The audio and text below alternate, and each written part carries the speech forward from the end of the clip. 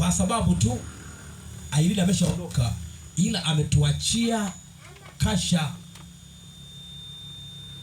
Sasa kwa heshima taadhima, kwa sababu tulikuwa naye Irene, kila mtu alimpenda kwa namna yake, ndio maana tumekusanyika mahali hapa ili kwamba tuweze kuhifadhi mwili wake,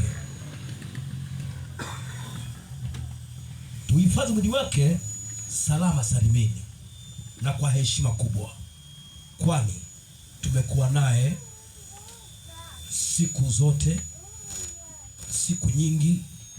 Alitufaa, tulimpenda, akatupenda. Bwana Yesu asifiwe. Tunachotakiwa kusema sasa hivi ni kusema asante Mungu kwa kuyatimiza mapenzi yako. Hicho tu. Baadaye tuendelee na ratiba ambazo ziko mbele yetu. Sana ni kukumbuka tu ya kwamba wako waliotutangulia ambao hawakumkosea Mungu hata kidogo, walipokuwa wamekutana na magumu kama haya. Ayubu anasema hivi, nilitoka katika tumbo nikiwa uchi, na nitarudi nikiwa uchi. Hivyo jina la Bwana lihimidiwe. Na watoto aliondokewa na mali zote zikaisha, lakini hakumkosea Mungu hata kidogo. Hakumkosea Mungu hata kidogo. Na sisi pia tukiwa tunaendelea kuishi, tunapaswa kumshukuru Mungu. Bwana Yesu asifiwe. Lakini tukumbushane, nimalizie neno hili, tukumbushane kwamba leo Irene hayupo, kwamba na mimi sitakuwepo. Hilo ndio la kuelewa. Sitakuwepo. Hasa kama sitakuwepo, nitakuwa nimetengeneza njia ipi kama sitakuwepo? Hili ndio la kufahamu. Heri yake Irene kwa namna moja ama nyingine, maana pale alipo yuko naangalia watu, mkutano uliozunguka mwili wake ni mkubwa, ni mkubwa sana.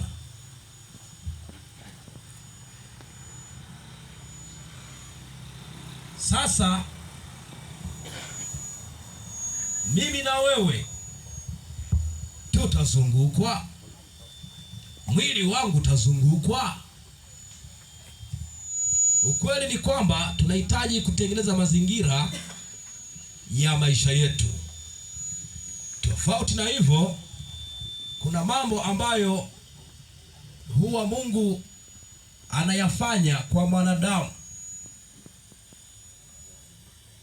Huyu mwanadamu anayeishi hivi leo, ya kwamba ametengeneza mazingira kwa namna ipi na kwa kiwango gani katika mazingira yake wakati akiwa yuko hai.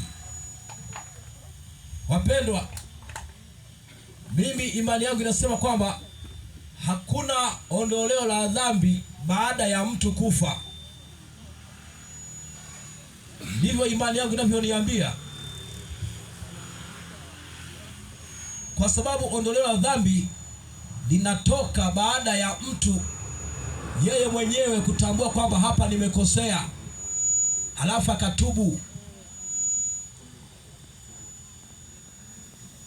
Irene hapa, au mwili wa Irene hauwezi kuinuka akisema kwamba jamani, kama alikuwa amekosea au alikuwa yuko kinyume, hawezi kuinuka tena akasema kwamba jamani, sasa naomba niombewe sala ya mwisho alafu basi niendelee kulala katika sanduku hili. Haiwezekani. Hilo ndio la kufahamu kabisa, wapendwa. Sasa nataka nikukumbushe neno moja tu, kama mwana wa Mungu au kama Mkristo au kama mtu wa Mungu. Unajua wote hapa tuko watu wa Mungu, ndio maana kila mmoja yuko ananisikiliza vizuri. Labda mtu ambaye sio wa Mungu, huyu aiza yuko anachukia haya anayozungumza, lakini ndivyo ilivyo. Sijui ametokea wapi yeye, lakini wote hapa naamini kwamba ni watu wa Mungu na tumeumbwa na Mungu. Hivyo kama tumeumbwa na Mungu, tunahitaji kukumbushana au kuambizana uhalisia wa maisha ya mtu, kwamba anatakiwa aishi vipi binadamu wanapokuwa anaishi hapa duniani. Wapendwa, kuna binadamu mwingine kiukweli anaweza kaishi maisha ambayo sio kabisa, ambayo hataweza hata kufanyiwa namna hii. Najua ibada hii ni kubwa sana, ibada hii ni ya kiheshima. Kuna mwingine ibada yake itakuwa haina heshima. Baada ya mwisho, mimi imani yangu inaniambia hivi, yani sherehe ya mwisho ndiyo sherehe kubwa, inazidi sherehe zote katika sherehe tatu ambazo au sikukuu tatu za mtu. Yani siku kubwa ya kuzaliwa, siku kubwa ya kuolewa au kuoa, lakini siku kubwa ya kufa. Sasa wakati nazaliwa hawakuwepo watu kama hawa. Unaweza kuangalia kitu kama hicho, hawakuwepo watu kama hawa. Na wakati anaolewa au kuoa, wakati mwingine hawakufika hivi. Sasa hii ya mwisho inakuwa ni zaidi. Inapokuwa zaidi, maana yake tunaamini ya kwamba uumbaji wa Mungu ni mkubwa. Ndio maana tumekusanyika pamoja ili kuweza kutafakari. Yaani hapa tuko tunatafakari. Sasa kama tunatafakari, ni vizuri tuweze kuelezana hali halisi ya maisha ya binadamu. Ijapokuwa mwingine hawezi kujua uhalisia wa maisha ya binadamu. Kuna mtu mmoja aliishi duniani ambaye hakujua uhalisia wa maisha, ila alijua tu kuishi. Alijua tu kuishi ni kuishi. Hakuelewa kuna uhalisia wa binadamu, kuna uhalisia wa binadamu halisi. Ndio maana nimesema kwamba hapa Irene hayupo. Uhalisia wa Irene sasa uko kwa namna nyingine. Hapa tuna mwili wake. Hasa uhalisia ukoje? Nikukumbushe mtu mmoja, yeye aliishi. Jina lake alikuwa anaitwa tajiri. Alikuwa ni tajiri. Akaishi maisha anayoyataka yeye mwenyewe. Alivyojipimia yeye, akajipimia maisha yake mwenyewe. Biblia inasema kwamba alikuwa na maisha ya anasa. Hasa mtu wa maisha ya anasa, kumjua Mungu kwake sio rahisi. Hakujua kwamba iko siku moja maisha yake yatabadilika kwa muda mfupi sana. Yalipobadilika maisha ya yule mtu hakuamini macho yake. Unajua, hakuamini.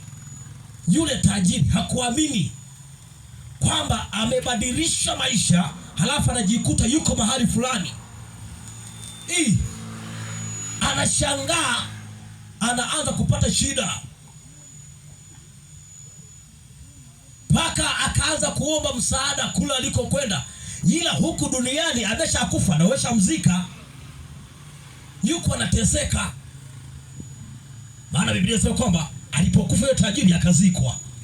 Alipozikwa anaona yuko mahali pengine anateseka. Hasa anateseka, kilichofanyika ilibidi aombe msaada. Hakufurahia mazingira aliyokuwepo, akaomba msaada, akasema naomba. Ingalau unajua alipata kiu mpaka alichanganikiwa hadi kuhitaji, alikuwa anakunywa kikombe kizima cha maji, akawa anatamani hata ingetokea tone tu la maji litanisaidia. Yule jamaa ikashindikana yenyewe, ikabidi aombe msaada, aseme kwamba naomba sasa mtume mtu ili aende akawaambie ndugu zangu wako kule, ndugu zangu 5 wasije wakaishi vizuri. Kama ni kanisani aende, kama ni msikitini aende, kama nilipo aende akaombewe. Yaani kuna mwingine hajui kabisa kanisa, kuna mwingine haelewi msikiti uko wapi, yaani ni yupo tu hapa duniani. Lakini kilichomkuta ilibidi anyooshe maelezo kwamba sasa kama mimi haiwezekani, tumeni ndugu zangu wasije wakanikuta huku, maana huku ni pabaya. Wapendwa, tukumbushane haya mambo jamani. Kufa ni kubadilisha maisha tu. Kwa mtu ambaye labda anataka anajizima data, anaishi kama vile sio binadamu, huwa ni hatari. Ndio maana tuko mahali hapa kumbushana. Hivyo ilishindikana, akasema sasa itakuwaje kama haiwezekani? Aliambia hivi, kule duniani wako manabii, wako wachungaji, wako mashehe. Wasipowasikiliza hao, itakuwa imekula kwao. Bwana Yesu asifiwe. Hasa unaona jinsi umuhimu wa mtumishi wa Mungu ulivyo. Ijapokuwa mtumishi wa Mungu, yani wakati hajatokea matatizo, yani hana thamani kabisa. Naomba nizungumze na wachungaji wengine wenzangu wako marepo wamekaa wananisikiliza. Kama wataniunga mkono ni vizuri sana. Yani watumishi wa Mungu huwa hatuna thamani wakati binadamu akiwa hajapata shida. Ila akipata shida binadamu, ndipo sasa unatokea umuhimu wa mchungaji, umuhimu wa shehe akuombee dua. Sasa unaona kazi jinsi ilivyo. Hataona umuhimu umuhimu wa askofu, hataona umuhimu wa padri yuko wapi ingalau aninyunyizie maji ya baraka wakati wa shida. Ila wakati wa raha, huwa sisi wachungaji watumishi wa Mungu hatushirikishwi mema yao, tunashirikishwa mabaya. Sasa unashangaa hapa duniani wanadamu tufanyeje? Tunahitaji kuelewa wapendwa kabisa. Nasema hivi, kisa hiki hapa kilitokea kwa mtu mmoja alipokuwa na shida katika maisha yake. Mtu mmoja amepata shida katika maisha yake, hakupata msaada mpaka tokea mtu hawakumpa msaada. Huyu mtu alisafiri kwenda kutaka msaada, lakini kilichofanyika katika maisha yake kiukweli kilikuwa ni cha ajabu sana. Yule mtu mmoja, huyu mtu, kitabu cha Wafalme sura ya 5 ukiangalia pale, yule mtu inasema hivi, yule mtu alikwenda na msafara, maana alikuwa ni mtu mkubwa. Kama unavyojua mtu mkubwa na mtu mheshimiwa, kila mahali kwa kweli lazima aende na msafara. Anaenda kuhitaji msaada, anafika ulipo msaada, hakushuka. Yule mtu hakushuka, na amefika kwenye mlango hakushuka. Sasa mtu hataki kushuka, anahitaji msaada, hataki kushuka.